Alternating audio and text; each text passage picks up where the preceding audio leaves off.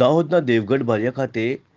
PM Vishwakarma યોજના તાલીમ કેન્દ્રના ગુજરાતના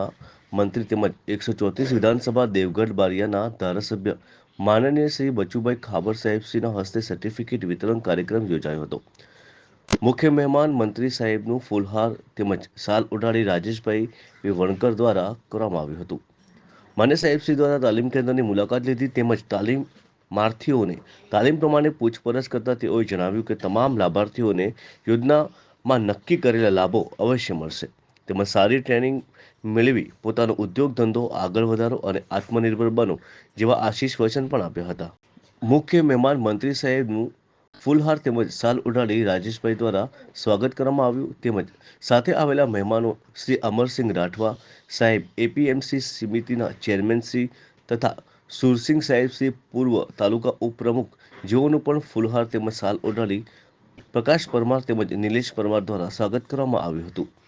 માનનીય મંત્રી સાહેબ શ્રી પ્રવચન આપતા જણાવ્યું કે આપ સૌ લાભાર્થીઓની ચિંતા માત્ર ને માત્ર ભારતીય જનતા પાર્ટી કરી રહી છે, કારણ કે આપણા દેશને મહાસત્તા વિશ્વગુરુ બનાવવા છે, જે માટે નાના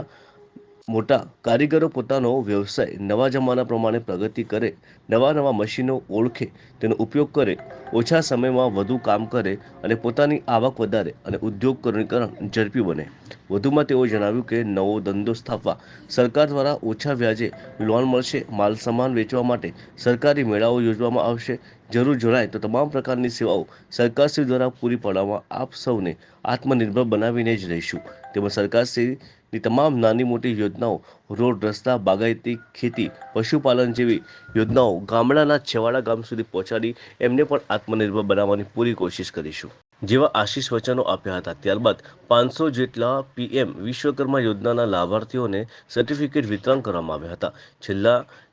નિફાલી પ્રાઇવેટ લિમિટેડ કંપનીના દાહોદ જિલ્લા નિફા સ્કિલ પ્રાઇવેટ લિમિટેડ કંપનીના દાહોદ જિલ્લા સ્પોકપર્સન રાજેશકુમાર વણકર દ્વારા આભાર વ્યક્ત કરી કાર્યક્રમ પૂર્ણ જાહેર કરવામાં આવ્યો હતો। ટ્રેનિંગ પૂરી થઈ। વાહ મિત્રો, આપણું સદભાગ્ય છે જે સદીમાં આપણે જીવી રહ્યા છે અને જે યુગમાં છે, જે યુગ કળિયુગનો અખરતનો સમય અને વિકાસનો સ્વર્ણયુગ, સુખી થવાનો સમય, એવા સમયે આ દેશને વૈશ્વિક નેતા પૂરી દુનિયા જેને સ્વીકારે છે અને ભારત વર્ષમાં ત્રીજી વાર દેશના વડાપ્રધાન બનનાર ગુજરાતના સપૂત શ્રીમાન નરેન્દ્રભાઈ મોદીજીના નેતૃત્વમાં 2024ની જ્યારે સંસદની ચૂંટણીની જાહેરાત કરી ત્યારે મોદી સાહેબે જે વાત કરી હતી કે આવનારું મારું ભારત 25 વર્ષનું વિકસિત ભારત હશે। આ દેશમાં કોઈ ગરીબ ના હશે। અમારી ચેનલ ગુજરાત કારોબારને સબસ્ક્રાઇબ કરો, બેલ આઇકોન દબાવી ઓલ પર ક્લિક કરો, જેથી આવનાર અમારા નવા ન્યૂઝ અપડેટ્સની નોટિફિકેશન આપ સુધી સૌથી પહેલા પહોંચે।